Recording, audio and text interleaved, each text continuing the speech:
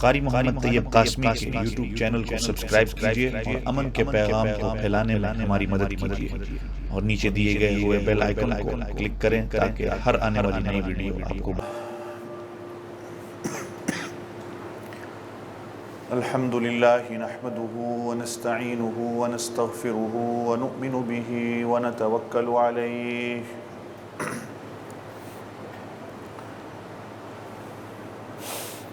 ونعوذ بالله من شرور أنفسنا ومن سيئات أعمالنا من يهده الله فلا مضل له ومن يضلله فلا هادي له وأشهد أن لا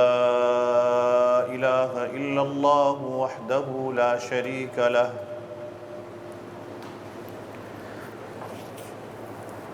وأشهد أن سيدنا ومولانا محمدًا عبده ورسوله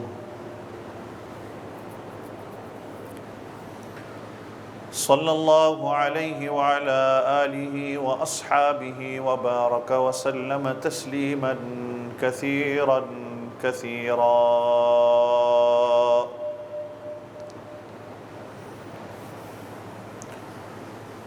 أما بعد فأعوذ بالله من الشيطان الرجيم بسم الله الرحمن الرحيم والفجر وليال عشر والشفع والوتر والليل إذا يسر هل في ذلك قسم لذي حجر آمنت بالله صدق الله العظيم وصدق رسوله النبي الكريم ونحن على ذلك لمن الشاهدين والشاكرين والحمد لله رب العالمين۔ ایک مرتبہ ذوق اور شوق کے ساتھ سارے ساتھی درود شریف پڑھ لیں۔ اللہم صلی علی محمد النبی الأمی وعلی آلہ واصحابہ وبارک وسلم تسلیما کثیرا کثیرا۔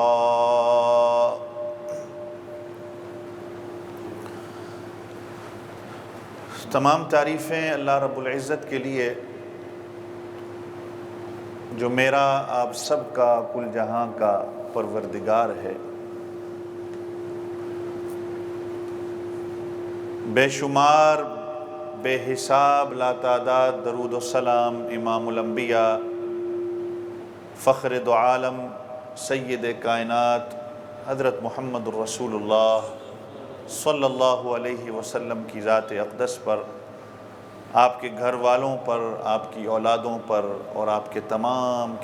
صحابہ پر۔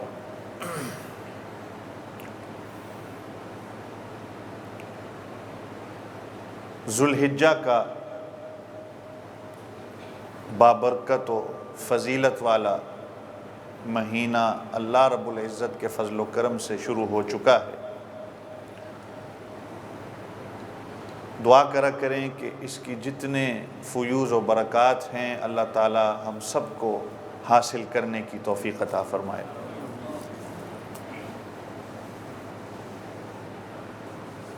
اگر دیکھا جائے تو سارے دن سال کے 12 مہینے کے ہر ایک مہینے کے 30 دن کے 24 گھنٹے سب اللہ کے بنائے ہوئے ہیں۔ بظاہراً تو ایک جیسے ہی سب نظر آتے ہیں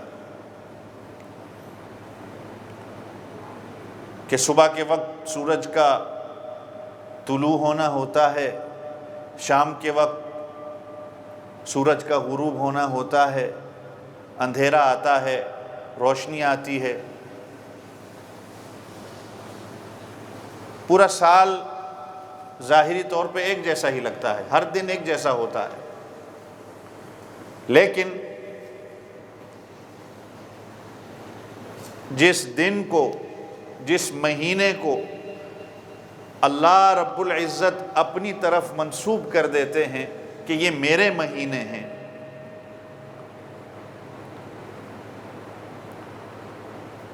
تو اس دن کے اندر، اس مہینے کے اندر کچھ خاص تقدس آ جاتا ہے۔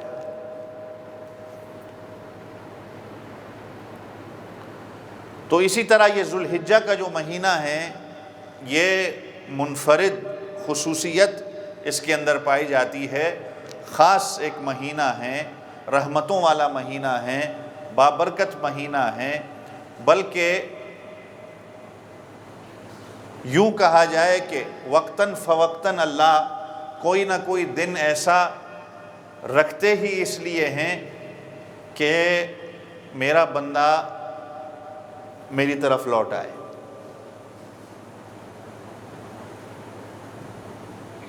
ایک تو اپنی ملازمت کے اندر، اپنی تجارت کے اندر، اپنی زراعت کے اندر انسان اللہ رب العزت کو بھول جاتا ہے۔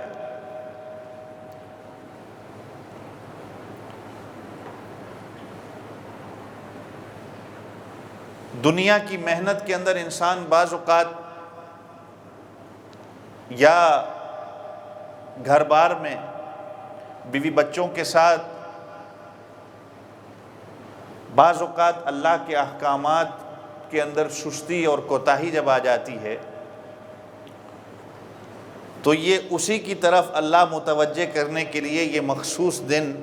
ان کے اندر تقدس اللہ نے رکھا ہی اس لیے ہے کہ میرا بندہ کسی طریقے سے واپس میری طرف لوٹ آئے۔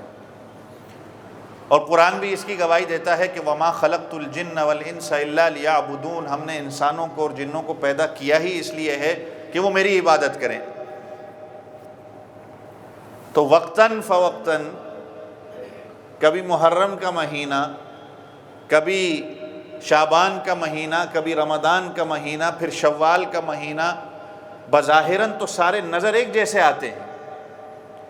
رمضان کا مہینہ بھی عام دنوں کی طرح ہوتا ہے کہ جس میں سورج کا طلوع ہونا ہوتا ہے، سورج کا غروب ہونا ہوتا ہے، لیکن اللہ نے اس کے اندر ایک رحمت رکھ دی کہ بندہ اللہ کی رحمت کی طرف پھر متوجہ ہوتا ہے۔ ہر بندہ آپ کو ذکر اذکار، تلاوت، صدقہ خیرات، نیکیوں کی طرف ہر بندہ بڑھتا ہوا نظر آتا ہے۔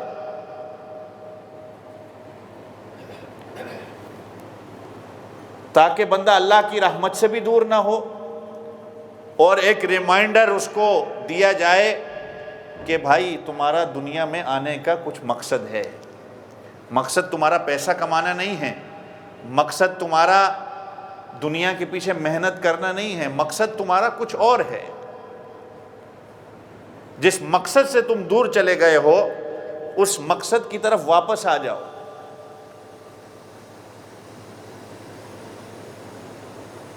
تو گویا اللہ نے اس مہینے کے اندر بھی چند رحمتیں، فضیلتیں، برکتیں رکھی ہیں تاکہ میرا بندہ میرے ساتھ اپنے تعلق کو دوبارہ جوڑ لے۔ اگر وہ مجھ سے دور ہو گیا تھا میری رحمت سے،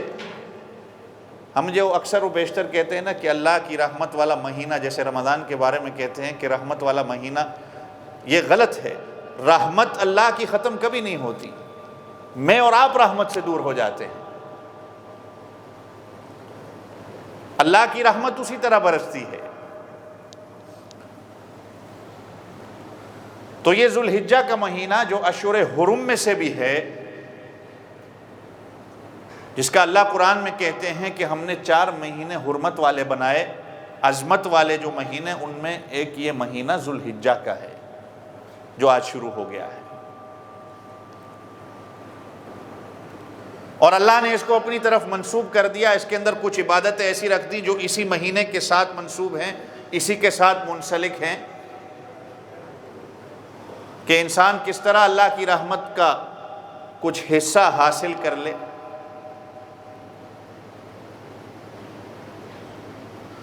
میں نے تو آیت کریمہ جو پڑھی والفجر ولیال عشر، مفسرین کرام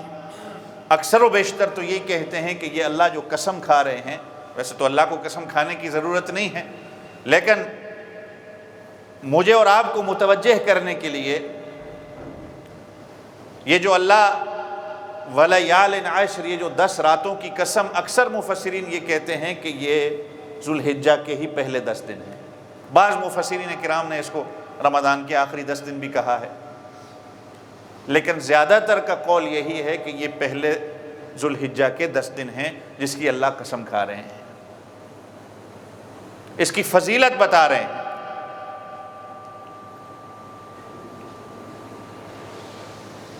اور اکثر و بیشتر علماء نے بڑی پیاری بات یہاں لکھی ہے کہ وہ چاہے رمضان کے آخری 10 دن ہوں، جب وہ ختم ہوتے ہیں اللہ نے اس پر بھی ایک عید رکھی ہے، اور یہ 9 دن جب ختم ہوتے ہیں اس کے بعد بھی اللہ نے ایک عید رکھی ہے، تاکہ میرا بندہ متوجہ رہے، اپنے مقصد کو نہ بھولے۔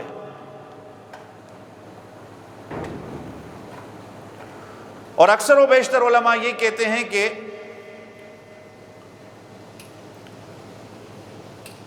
دیکھا یہی جاتا ہے کہ پہلے رمضان کے 10 دن، درمیانے 10 دن ایک محنت مشقت ہوتی ہے، آخری 10 دنوں کے اندر رمضان کے ہر بندہ جو ہے وہ کمزور ہونا شروع ہو جاتا ہے، حالانکہ وہ رمضان کا نچوڑ ہوتا ہے، اور اس 10 دن کی فضیلت بھی جو ہے وہ زیادہ بتائی گئی ہے۔ تو ان آخری 10 دنوں کے اندر بھی میں اور آپ کمزور ہو جاتے ہیں، زیادہ تر وقت شاپنگ کے اندر گزر جاتا ہے، بازاروں کا رخ کیا جاتا ہے، اور یہ والے جو 10 دن یہ بھی فضیلت والے ہیں، اس کے اندر بھی کمی کوتاہی ہو جاتی ہے۔ ہمارے ہاں ہمارے ملکوں کے اندر منڈی کا، بازار کا، جانوروں کے خرید و فروخت کے اندر جو وقت کو ضائع کیا جاتا ہے، اس کے اندر انسان ان فضیلتوں کو حاصل نہیں کر پاتا۔ حالانکہ حضور پاک صلی اللہ علیہ وسلم کیا کہہ رہے ہیں کہ یہ 10 دن، 10واں دن عید کا ہوتا ہے، عرف عام مشہور زبان پہ جو اب چڑھ گیا ہے وہ 10 دن کا لفظ اکثر و بیشتر بولا جاتا ہے، لیکن 10واں دن چونکہ یوم النحر جس کو کہا جاتا ہے وہ عید کا دن ہوتا ہے، تو اس سے مراد پہلے 9 دن ہی ہوتے ہیں۔ تو حضور پاک صلی اللہ علیہ وسلم نے فرمایا کہ یہ پہلے 10 دن اللہ کو ان 10 دنوں میں عمل اتنے زیادہ محبوب ہوتے ہیں جو باقی اور دنوں میں اللہ کو عمل اتنے محبوب نہیں ہوتے۔ تو صحابہ کرام نے اللہ کے رسول صلی اللہ علیہ وسلم سے پوچھا، اللہ کے رسول کیا جہاد سے بھی زیادہ؟ جہاد ایک کتنا بڑا عمل ہے جو صرف اور صرف اللہ کی رضا کے لیے ہوتا ہے۔ تو آپ صلی اللہ علیہ وسلم نے فرمایا ہاں جہاد سے بھی زیادہ، مگر یہ کہ جو بندہ جہاد کے لیے جائے وہ اپنے مال کو بھی اللہ کی رضا کے لیے لوٹا دے اور اپنی جان کا نذرانہ بھی اللہ کے لیے پیش کر دے۔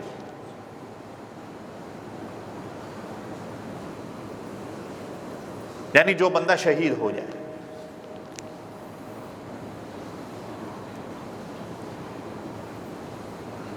تو اب سوچیں ذرا،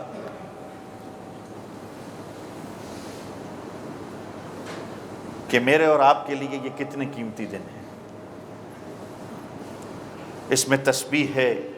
تکبیر ہے، تحلیل ہے۔ تسبیح کہا جاتا ہے سبحان اللہ، تکبیر کہا جاتا ہے اللہ اکبر، تحلیل کہا جاتا ہے لا الہ الا اللہ۔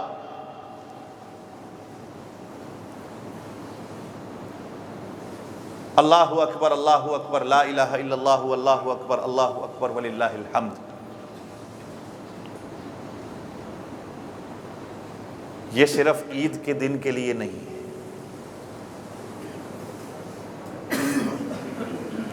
یہ جیسے ہی 10 دن شروع ہو جاتے ہیں نا تو صحابہ کرام کے حوالے سے ہمیں ملتا ہے کہ صحابہ کرام بازاروں میں جب چلتے پھرتے تھے تو اس کا ذکر شروع کر دیتے تھے، اور ابھی بھی بعض ملکوں کے اندر، عرب ملکوں کے اندر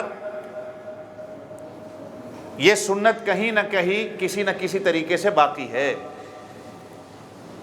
آپ کو یاد ہوگا میں نے گزشتہ سال آپ سے ذکر کیا تھا کہ بعض ملکوں کے اندر ابھی تک ہے۔ ساؤتھ افریقہ کا ایک شہر کیپ ٹاؤن، جہاں میں نے دیکھا کہ ان 10 دنوں کے اندر لوگوں کے دروازے کو کھٹکھٹایا جاتا ہے، اور دروازہ کھولنے والا جب دروازہ کھولتا ہے تو ان کے سامنے تکبیرات پڑے جاتے ہیں۔ ایک ان کا طریقہ ہے، یہ میں نے خود دیکھا ہے۔ اور ہر گھر سے ایک بندے کو ساتھ لیا جاتا ہے کہ آپ بھی ہمارے ساتھ چلو، آپ دوسرے گھر کے اندر جا کے، تیسرے گھر کے اندر جا کے ایک ایک بندہ ان کے ساتھ ایک قافلہ بنتا جاتا ہے۔ اب سنت ہے، بدعت ہے، مفتیان کرام وہ بہتر جانے، لیکن ایک یاد دہانی کی جاتی ہے کہ یہ 10 دن اللہ کی بڑائی بیان کرنے کے 10 دن ہیں، تکبیرات پڑھنے کے 10 دن ہیں۔ ہمارے ملکوں سے تو یہ سنت چلتے پھرتے اب ختم ہو گئی۔ غنیمت ہے کوئی اگر عید والے دن ہی پڑھ لے، یا 9 کی فجر سے لے کر 13 کی عصر تک ہم جو پڑھ لیتے ہیں، یہ غنیمت ہے جو بیٹھ کے ہم پڑھ لیں، ورنہ یہ سارے دن تکبیرات کے ہیں۔ جب اللہ کے رسول صلی اللہ علیہ وسلم نے کہہ دیا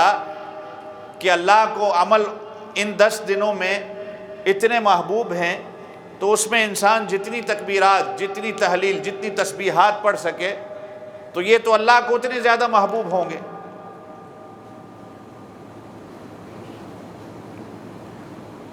اور مومن کو تو چلتے پھرتے ہی یہی کہا گیا ہے کہ چلتے پھرتے آپ نے اللہ کی، اس لیے کہ مومن ہوتا ہی وہی ہے کہ جس کا 24 گھنٹہ اللہ کی طرف وہ متوجہ رہے۔ تعلق مع اللہ، یہ کہ اللہ کے ساتھ نسبت تمہاری، حضرت تھانوی رحمۃ اللہ علیہ نے تو لکھا ہی یہی ہے کہ تعلق مع اللہ بڑھانے کا طریقہ ہی یہی ہے، تصوف نام اسی کا ہی ہے کہ 24 گھنٹے میں سے کوئی وقت بھی ایسا نہ ہو کہ میرے ذہن سے، میرے دل سے اللہ کا دھیان ہٹ جائے۔ جب میرا دل گناہ کی طرف مائل ہو تو فوراً، جس طرح اس مہینے کے اندر جانور کو ذبح کیا جاتا ہے، جانور کی قربانی دی جاتی ہے، تو حضرت تھانوی رحمۃ اللہ علیہ لکھتے ہیں کہ جب ذہن میں گناہ کا تصور پیدا ہو جائے، جب خواہشات اور جذبات، نفس کی اتباع کرنے کا دل کرتا ہے، تو فوراً ہی جس طرح جانور کے گلے پہ چھری پھیرتے ہو، اسی طریقے سے اپنے گناہوں کے گلے پہ بھی چھری پھیر دو۔ لیکن اگر کہیں گناہ سرزد ہو بھی جائے، انسان ہے، خطا کا پتلا ہے، بعض اوقات گناہ ہو ہی جاتا ہے، تو پھر گناہ کرنے کے بعد توبہ کرنے میں بھی دیر نہ کرو، اتنی ہی جلدی سے توبہ کر لو۔ اور جب نیکی کا موقع ملتا ہے، جب نیکی کی طرف کوئی بلاتا ہے یا نیکی کا موقع آپ کو ملتا ہے، تو اس نیکی کو کرنے میں بھی دیر نہ کرو، چستی دکھاؤ، سستی نہ دکھاؤ، پھر اس نیکی کو بھی جلدی سے کر لو۔ گناہ کرنے میں بھی اسی طریقے سے جلدی کرو کہ گناہ کو نہیں کرنا،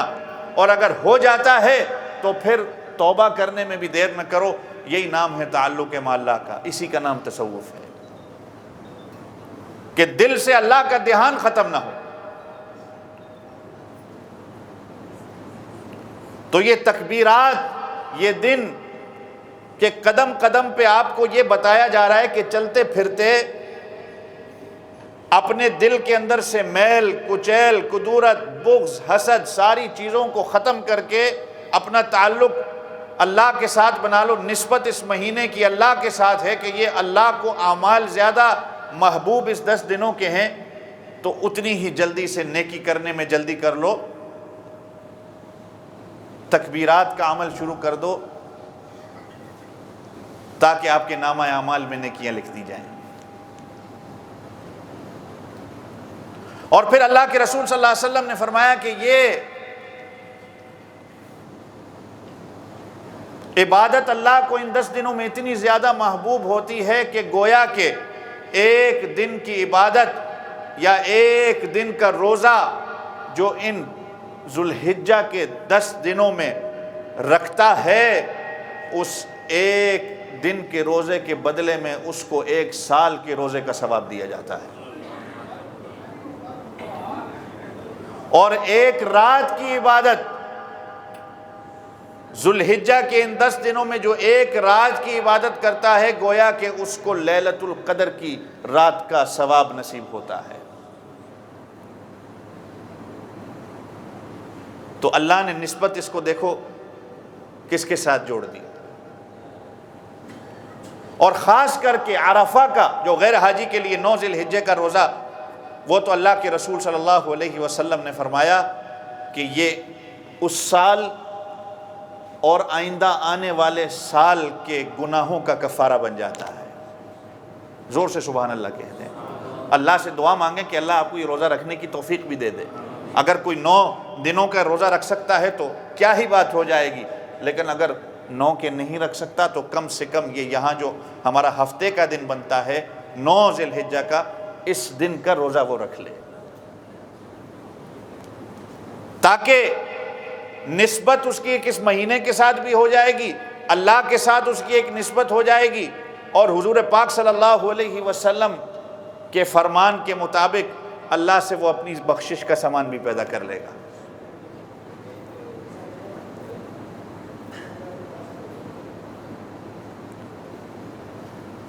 تو بندے کو بتایا جا رہا ہے کہ دیکھو کہ اللہ کے ساتھ تعلق کس طرح جوڑنا ہے، تعلق مع اللہ کیا ہے.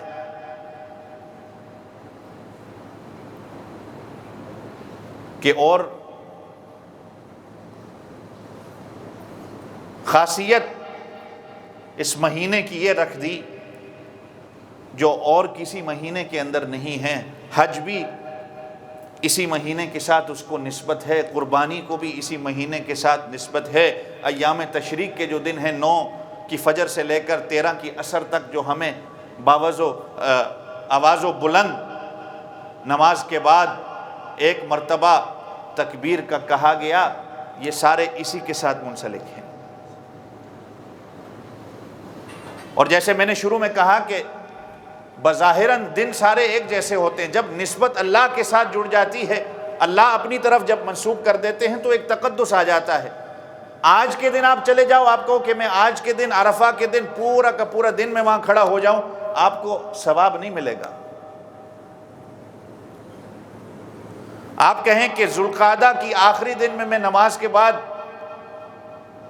زور سے باواز و بلند جو ہے میں تکبیرات پڑھنا شروع کر دوں، آپ کو اس کا ثواب نہیں، الٹا آپ کو بدعت کا گناہ ملے گا. جب اللہ نے نسبت اپنے ساتھ اس کی رکھ لی اور کہہ دیا کہ 8 کو تم نے حج کا احرام باندھنا ہے اور 9 کو تم نے منی کی طرف جانا ہے. اب ایک بندہ کہے کہ حرم میں تھا اور مجھے ایک نماز پڑھنے کا کتنی نمازوں کا ثواب ملتا ہے جی؟ 50,000 کہ 1 لاکھ؟ 1 لاکھ. لیکن اب 9 کا حکم آ جاتا ہے کہ تم نے حرم کو چھوڑ کے منی کی طرف جانا ہے. اب ایک بندہ کہے کہ مجھے 1 لاکھ کا ثواب مل رہا تھا، میں یہاں سے چھوڑ کے وہاں چلا جاؤں. تو بتانے کا مقصد یہ ہے کہ اس مقام کے اندر کچھ نہیں رکھا، اصل چیز ہمارا حکم ہے. اب منی ہے، پھر وہاں کچھ وہ نمازیں پڑھتا ہے، اس کے بعد اس کو کہا جاتا ہے کہ اب تم مزدلفہ کی طرف چلے جاؤ. اب وہ کہے کہ میں حرم چھوڑ کے گیا، منی میں اچھا خاصا میں ٹینٹ کے اندر تھا، خیمے بنے ہوئے تھے، اب مجھے جو ہے وہ مزدلفہ کی طرف بھیجا جا رہا ہے. اور پھر نمازیں جو میں نے مغرب کی نماز کا اتنا جو تنگ وقت ہوتا ہے کہ سورج کے غروب ہونے کے بعد فوراً ہی مغرب کی نماز جو ہے پڑھی جائے، لیکن یہاں حکم کیا دے دیا کہ مغرب یہاں نہیں پڑھنی، مزدلفہ میں جا کے پڑھنی ہے. بات پھر ادھر آ جاتی ہے کہ ہمارا حکم ہے اس کے اندر. اس لیے تو حضرت عمر فاروق رضی اللہ عنہ قربان جائیں اس صحابی رسول پہ، ایسے جلیل القدر صحابی کہ حجر اسود کو چوم کے کہا کہ اے حجر اسود، تجھے چومنے کے اندر نہ کوئی مجھے نفع ہے نہ نقصان ہے، نہ تو نفع دے سکتا ہے نہ نقصان دے سکتا ہے، میں تجھے اس لیے چوم رہا ہوں کہ میرے محبوب نے تجھے چوما ہے. نسبت کہاں ہے؟ جس چیز کے اندر اللہ کا حکم آ جائے. اب بظاہراً آپ کہیں کہ آج کے دن میں چلا جاؤں یا باقی دنوں میں رش نہیں ہوتا کہ میں جا کر اس پلر کو جو ہم کہتے ہیں کہ شیطان کو کنکری مارنا، حالانکہ وہاں شیطان تو موجود نہیں ہے. اور ہمارے بعض بھائی تو وہاں پر جا کے جوتے اور پتھر اور پتہ نہیں کیا کیا چیزیں مارنا شروع کر دیتے ہیں اور گالیاں نکالنا شروع کر دیتے ہیں، حالانکہ شیطان تو وہاں نہیں ہوتا۔ ایک نسبت ہے، ایک سنت کو پورا کیا جا رہا ہے۔ آپ کہیں کہ میں باقی دنوں میں، بعض اوقات تو سب سے زیادہ موتیں بھی اسی جگہ پہ، اب تو خیر آسانیاں ہو گئیں، 20-25 لاکھ لوگوں کا جمع ہونا ایک جگہ پہ، اس جگہ پہ اس پلر کو کنکری مارنا۔ آپ کہیں کہ میں آج چلا جاؤں، میں باقی دنوں میں چلا جاؤں، جب وہ بند ہوتا ہے تو کیا اس کو ثواب ملے گا اس کا؟ اب بظاہر ہے تو وہاں شیطان ہے نہیں، لیکن پھر بات ادھر ہی آ جاتی ہے کہ یہ میرے اللہ کا حکم اس کے اندر آ گیا ہے۔ جب اللہ کا حکم آ جاتا ہے، انسان پھر اس کے اندر چنانچہ اور سوال اور اپنی عقل کو نہیں دوڑاتا۔ اللہ کا حکم آ جائے، آمنا و صدقنا کہہ کے وہ اللہ کے حکم کو پورا کرتا ہے، اس کے اندر وہ حکمت کو تلاش نہیں کرتا۔ اب ایک بندہ کہے کہ اس کی حکمت کیا ہے؟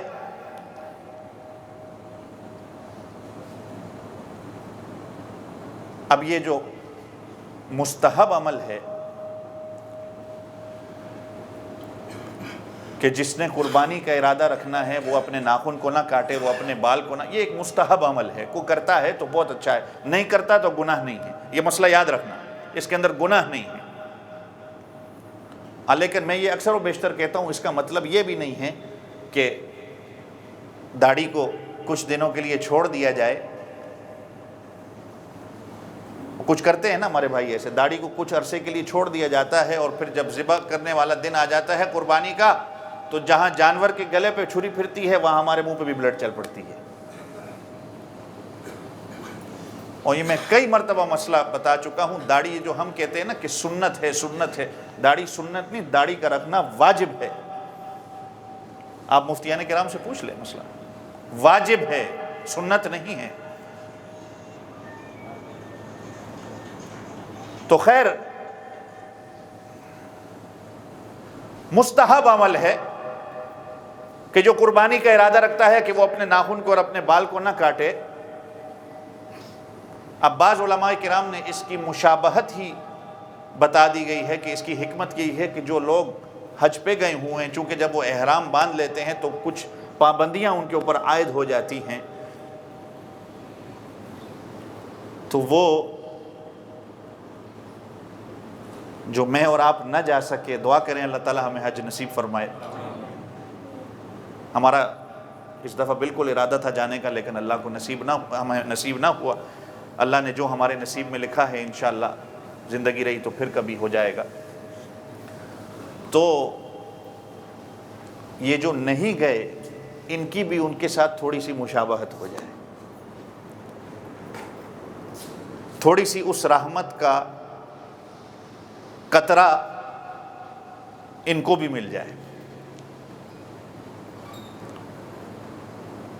حالانکہ ہمیں حکمت تلاش کرنے کی ضرورت نہیں تھی، اللہ کا حکم ہے، کرنا ہے کرنا ہے، لیکن یہ ہے کہ تھوڑی سی رحمت کا حصہ ہمارے اوپر بھی آ جائے۔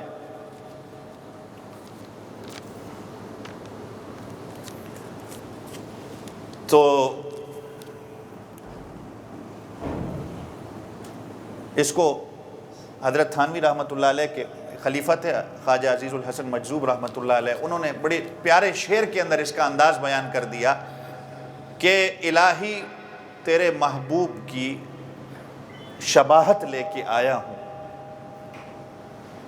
حقیقت اس کو تو کر دے، میں تو صرف صورت لے کے آیا ہوں۔ مشابہت تھوڑی سی ہو جائے، اور یہی مشابہت کل قیامت والے دن محبوب کی بیڑا پار کرا دے گی کہ اللہ تیرے محبوب کی صورت تو میں لے کے آیا ہوں، تو اس کو حقیقت میں بدل دے۔ تو ہم بھی ان کے ساتھ تھوڑی دیر کے لیے ایک مشابہت ہماری ہو جائے کہ جو حج پہ گئے ہوئے ہیں، ہم نہ جا سکے تو ہماری مشابہت بھی ان کے ساتھ ہو جائے۔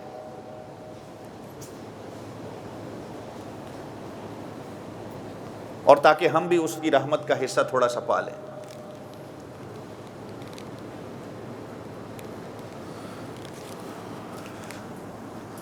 تو اللہ کے حکم کو دیکھا جاتا ہے، حکمت کو تلاش نہیں کرتے۔ یہ یہود و نصارہ کا طریقہ ہوتا ہے کہ جب ان کے پیغمبروں نے ان کو طریقہ کار بتایا، ان کو عبادت کا جو بھی طریقہ بتایا، تو یہود و نصارہ سوال کر کے پوچھتے تھے کہ اس کی وجہ کیا ہے، یہ کیوں کیا جا رہا ہے۔ تاریخ بھری پڑی ہے جس کی وجہ سے وہ ذلیل و رسوا ہوئے۔ اور صحابہ کرام کی زندگی آپ اٹھا کے دیکھ لیں کہ اللہ کے رسول صلی اللہ علیہ وسلم نے جب کوئی عمل بتایا، صحابہ نے کبھی پوری حدیث کا ذخیرہ اٹھا کے دیکھ لیں کہ کبھی بھی کیوں کا سوال نہیں کیا۔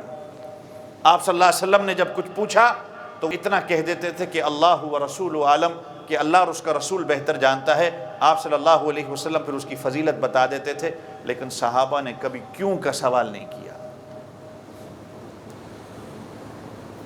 یہ کیوں کا سوال جو ہے نا، یہ ہماری صفت کے اندر نہیں ہے، یہ میری اور آپ کی صفت نہیں ہے۔ انسان کی صفت تو ہے کہ وہ سنتا ہے، سننے کے بعد وہ فوراً مانتا ہے۔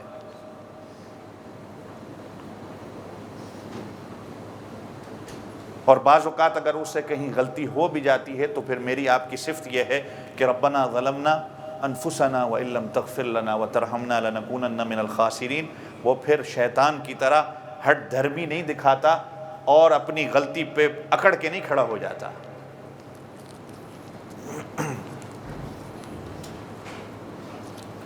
تو یہ 10 دن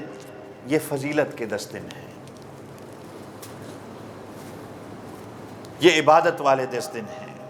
اور اللہ کو ان دنوں کی عبادتیں بہت محبوب ہوتی ہیں، حتیٰ کہ جہاد سے بھی زیادہ۔ تو ان 10 دنوں کو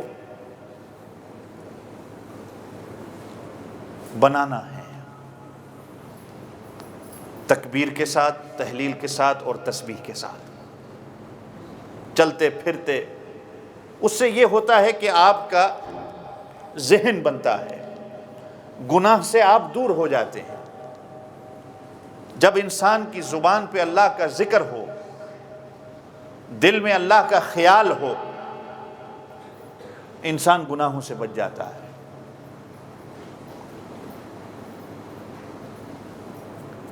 اس لیے تو کہا گیا نا کہ حدیث پاک میں آپ کو یاد ہوگا، میں نے پہلے بھی حدیث بتائی تھی کہ قیامت والے دن جب اللہ کے عرش کے سائے کے تلے جن لوگوں کو عرش کا سایہ نصیب ہوگا اور کوئی سایہ نہ ہوگا، ان میں وہ ایک نوجوان بھی ہوگا کہ جس کو گناہ کی طرف بلایا جائے، وہ گناہ کی طرف جب قدم بڑھاتا ہے تو وہ گناہ جس کے ساتھ اس نے کرنا تھا، وہ عورت جب اس کو اللہ کا یاد دلاتی ہے اور کہتی ہے کہ اللہ سے ڈر، اللہ کا خوف کر، اور وہ اللہ کے خوف کی وجہ سے گناہ سے دور ہوتا ہے، تو فرمایا گیا کہ اس کو بھی اس دن عرش کا سایہ نصیب ہوتا ہے، کہ صرف اور صرف اللہ کی رضا کے لیے وہ گناہ سے دور ہٹا، یہ نہیں کہ مجھے کوئی دیکھ رہا تھا۔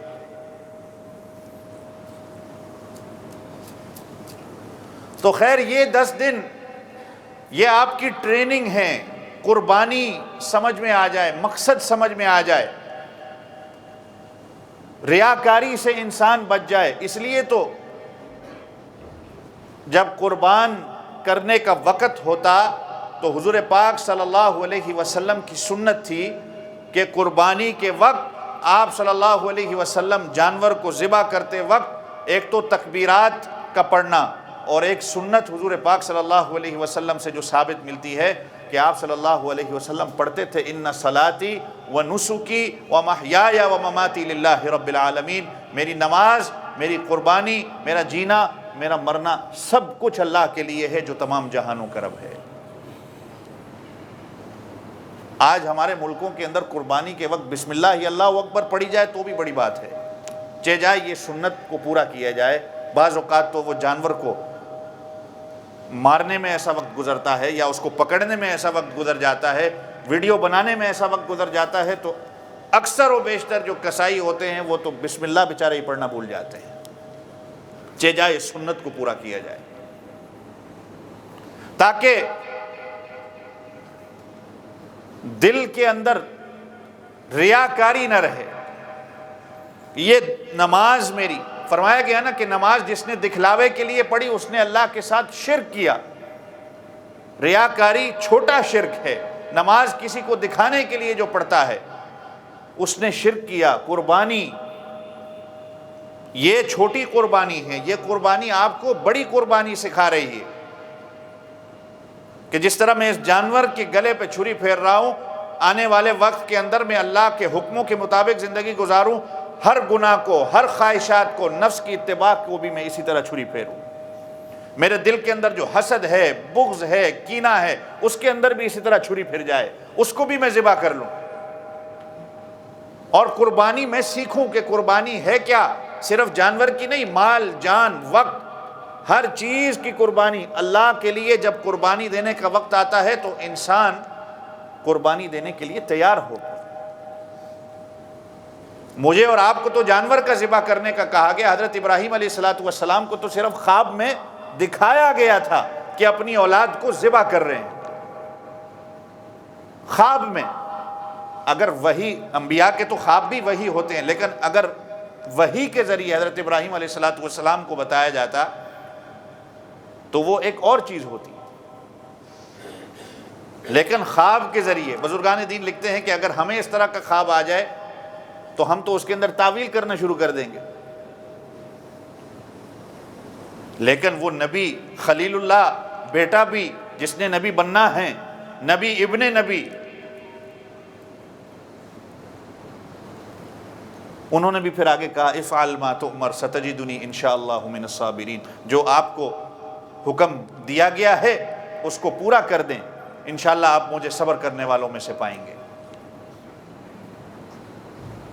یہ مقصد یہ بتایا گیا ہے کہ اللہ کا حکم، یہی تو تعلق معلّہ میں آپ کو سمجھانے کی کوشش کر رہا ہوں کہ نسبت جب اللہ کے ذات ہو جاتی ہے کہ جب نیکی کرنے کا موقع ملتا ہے تو وہاں پھر وقت کو ضائع نہیں کیا جاتا، فوراً نیکی کی جاتی ہے۔ اور جب گناہ کا تصور آتا ہے تو گناہ کا تصور آتے ہی فوراً اس گناہ کو چھوڑ دے، اس کو ذبح کر لے، اس کو کچل دے۔ اگر بعض اوقات گناہ ہو بھی جاتا ہے تو پھر توبہ کرنے میں بھی دیر نہ کرے۔ وفاداری اس کو کہا جاتا ہے، حکم خداوندی اس کو کہا جاتا ہے۔ فلسفہ قربانی کا مطلب ہی یہی ہے کہ اللہ کے حکم کے مطابق میری پوری زندگی آ جائے، اپنی حکمت اور اپنی عقل کے گھوڑے نہیں وہ دوڑاتا، وہ اللہ کے حکم کو مان کے چلتا ہے کہ اللہ کا حکم ہے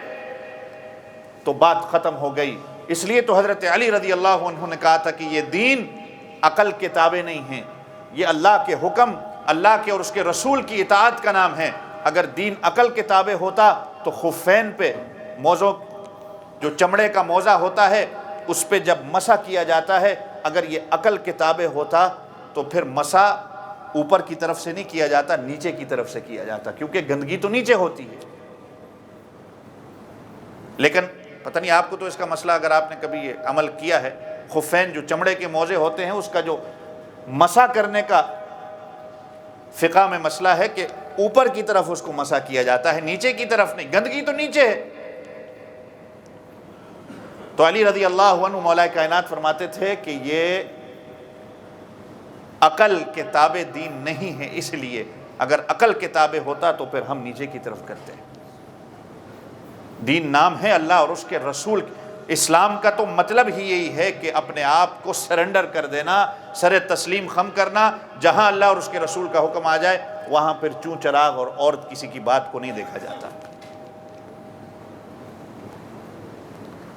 اور حضرت رومی رحمۃ اللہ علیہ نے اپنی مثنوی کے اندر یہی بات لکھی ہے کہ یہ اللہ کا حکم اسی طرح کہ جب حضرت یوسف علیہ السلام کو زلیخا نے گناہ کی دعوت دی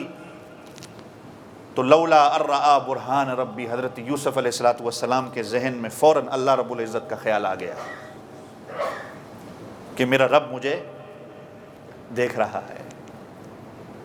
اور حضرت یوسف علیہ السلام نے دوڑ لگائی، حالانکہ نظر بھی آ رہا ہے کہ دروازوں پر تالے لگے ہوئے ہیں،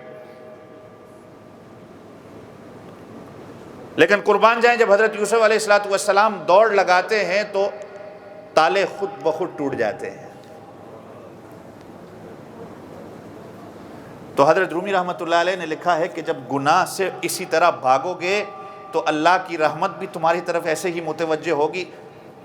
وہ گناہ کے تالے تمہارے لیے کیوں نہیں ٹوٹیں گے؟ بھاگو تو صحیح، پہلے گناہ کا تصور ختم تو کرو، اس کے حکم کے مطابق چلو تو صحیح۔ اور آگے بھی مثال دیتے ہوئے حضرت رومی، کبھی معارف مثنوی شریف کبھی پڑھیں، اس کا مطالعہ کریں، بڑی خوبصورت کتاب ہے حضرت مولانا رومی رحمۃ اللہ علیہ کی،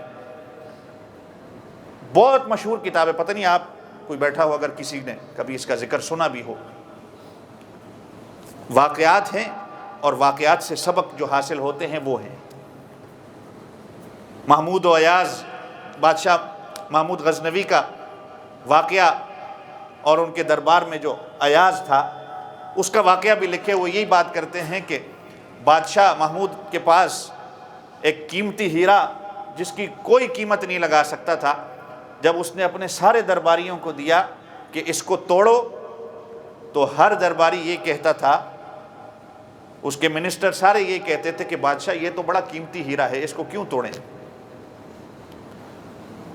وہی ہیرا جب ایاز کے پاس آیا تو محمود غزنوی نے کہا کہ ایاز اس کو توڑو۔ ایاز نے بادشاہ کی سن کے اس کو زمین پہ دے مارا، وہ ریزہ ریزہ ہو گیا۔ اور باقیوں نے کہا کہ یہ تو اتنا قیمتی ہیرا تھا کہ اس کو بیچا جائے تو دنیا کے جو ہے وہ 3 دن کے لیے پوری دنیا کو کھانا کھلایا جا سکتا تھا اس کے اندر۔ اس نے کہا میں نے اس ہیرے کی قیمت کو نہیں دیکھا، میں نے بادشاہ کی زبان سے نکلے ہوئے الفاظ کی قیمت کو دیکھا ہے کہ میرے بادشاہ نے، میرا بڑا ہے، جب اس نے مجھے حکم دیا ہے کہ اس کو توڑنا ہے تو میں نے توڑنا ہے۔ تو حضرت مولانا رومی رحمۃ اللہ علیہ لکھتے ہیں کہ جب بادشاہ کی اس بات کا جب اتنا وزن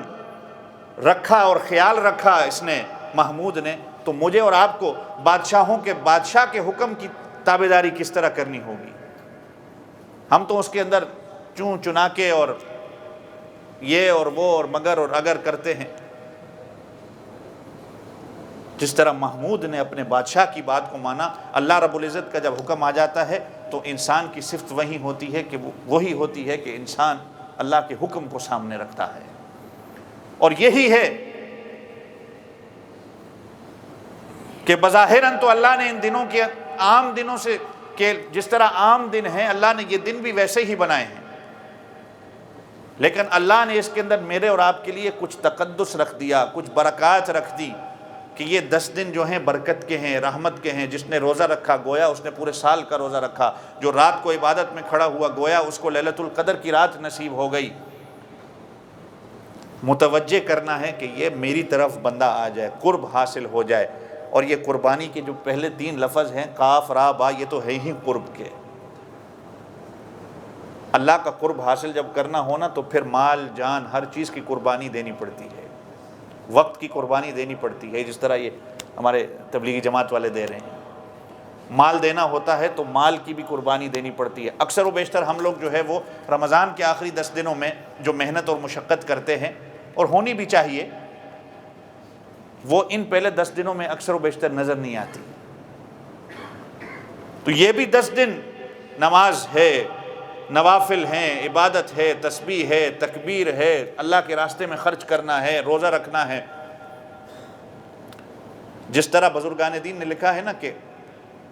رمضان کا روزہ اصل میں چھوٹا روزہ ہوتا ہے۔ اصل روزہ تو یہ ہے کہ جس طرح سحری سے افطاری تک اللہ کے حکموں کو مانا جاتا ہے، یہ ٹریننگ ہے تمہاری، ان 30 دن کے اندر اس ٹریننگ کو پاس کر کے پوری زندگی کو اللہ کے حکموں کے مطابق بنانا ہے۔ اصل مسئلہ تو مقصد تو یہ تھا،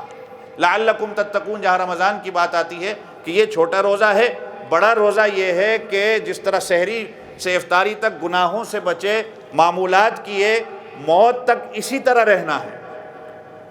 اور یہ بھی دن دے دیے تمہیں ذوالحجہ کے کہ قدم قدم پہ تکبیر پڑھنی ہے، قدم قدم پہ جو ہے اللہ کے حکموں کو سامنے رکھنا ہے، پھر قربانی کرنا ہے۔ یہ اصل میں چھوٹی قربانی ہے، جانور کے گلے پہ چھری پھیرنی ہے صرف، لیکن اس کا اصل اور بڑی قربانی یہ ہے کہ اللہ کے حکم کے مطابق زندگی گزارنی ہے۔ یہ چھوٹا مظاہرہ کر کے تمہیں دکھایا کہ اللہ کے حکم کے مطابق باقی پورا سال کوئی بندہ 1000 جانور ذبح کر دے، اس کو قربانی کا ثواب کبھی نہیں ملے گا، اور کر کے وہ غریبوں میں بھی دے دے، اس کو قربانی کا ثواب کبھی نہیں ملے گا، لیکن قربانی والے دن جب وہ جانور کو ذبح کر کے غریبوں کو بھی نہ دے، پورا گوشت اگر وہ خود بھی کھا جائے تو اس کو قربانی کرنے کا ثواب ملے گا، اس لیے کہ یہ دن اس کی نسبت اللہ کے ساتھ ہو گئی ہے، اس کا تعلق اللہ کے ساتھ ہو گیا ہے، اللہ نے اپنی طرف منسوب کر دیے ہیں۔ قربانی کا گوشت قرآن میں خود اللہ کہہ رہے ہیں لَن يَنَالَ اللَّهَ لُحُومُهَا وَلَا دِمَاؤُهَا وَلَكِنْ يَنَالُهُ التَّقْوَىٰ مِنْكُمْ، یہ گوشت یہ خون اللہ تک تھوڑی جاتا ہے، یہ تو اللہ دلوں کو دیکھ رہے ہیں کہ آیا یہ دل سے جو قربانی کر رہا ہے یہ میرے لیے کر رہا ہے یا دکھاوے کے لیے کر رہا ہے۔ اور اکثر و بیشتر لوگ ہم میں سے آج کل یہ بھی کہہ دیتے ہیں کہ بھائی بجائے قربانی کے وہی کسی غریب کو دے دیا جائے، تو میں آپ کو اگر یہ کہہ دوں کہ نماز پڑھنے کے بجائے آپ کسی غریب کی مدد کر دیں تو کیا موازنہ کر سکتے ہیں آپ دونوں کا؟ کبھی بھی نہیں کر سکتے، وہ اور چیز ہے، صدقہ خیرات کرنا ایک اور چیز ہوتی ہے، قربانی یہ میرے اللہ کا حکم ہے، دلوں کو دیکھ رہے ہیں اللہ، یہ اللہ کا حکم ہے۔ اور قربان جائیں پاکستان میں اور اسلامی ملکوں میں تو کبھی ایسا نہیں سنا، جہاں ہی قربانی کا کہ دن قریب آتے ہیں تو وہاں پر جانوروں کی ایک وائرس بھی ہر سال شروع کر دی جاتی ہے کہ جی جانوروں کو وائرس ہو گئی ہے، جس کی وجہ سے جو ہے جانوروں کو نہ ذبح کیا جائے یا چھوڑ دیا جائے، اس کے بجائے لوگوں کو پیسے دے دی جائیں کیونکہ گلیاں گندی ہوتی ہیں، فلاں ہوتا ہے، بیماریاں پھیلتی ہیں، فلاں ہوتا ہے، فلاں ہوتا ہے۔ صدقہ خیرات کا مسئلہ اور ہے اور قربانی کا مسئلہ اور ہے۔ اس فلسفے کو آپ سمجھ گئے، اس نسبت کو آپ سمجھ گئے تو پوری زندگی انسان کی بن جاتی ہے، اور وہ اسی کے مطابق پھر اپنی زندگی گزارتا ہے کہ میرے اللہ کا حکم اس کے اندر آ گیا ہے۔ دن ایک جیسے ہیں، مقام سے کچھ نہیں ہوتا، زمانے سے کچھ نہیں ہوتا، رات سے کچھ نہیں ہوتا، جس چیز میں اللہ نے رحمت ڈال دی، تقدس آ گیا، جو نسبت اللہ کی طرف ہو گئی، تو وہ دن مناسبت والے پھر تقدس والے بن جاتے ہیں، پھر وہ فضیلت والے بن جاتے ہیں۔ اللہ سے دعا کیا کریں کہ اللہ تعالی ہمیں ان 10 دنوں کے اندر جتنی عبادات ہیں اللہ کرنے کی توفیق عطا فرمائے۔ اس کے روزے ہیں، تکبیرات ہیں، تحلیل ہیں، تسبیحات ہیں، جتنی ہیں، خود بھی، بچوں کو بھی، اپنے گھر والوں کو بھی ہم بتائیں۔ ہم اکثر و بیشتر جانتے ہیں لیکن اکثر و بیشتر ہماری گھر والیاں نہیں جانتی یا ہمارے بچے نہیں جانتے۔ اس کا ایک نمونہ ہم ان کو بتائیں، کر کے دکھائیں کہ یہ قربانی کا مقصد کیا ہے، یہ حج، یہ بیت اللہ میں جانا، یہ تکبیرات پڑھنا، یہ کیا ہے، اس کی ایک وجہ ہے، تاکہ وہ بھی اس سے آشنا ہو جائیں۔ اللہ تعالیٰ مجھے آپ سب کو عمل کرنے کی توفیق عطا فرمائے۔ وآخر دعوانا ان الحمد للہ رب العالمین۔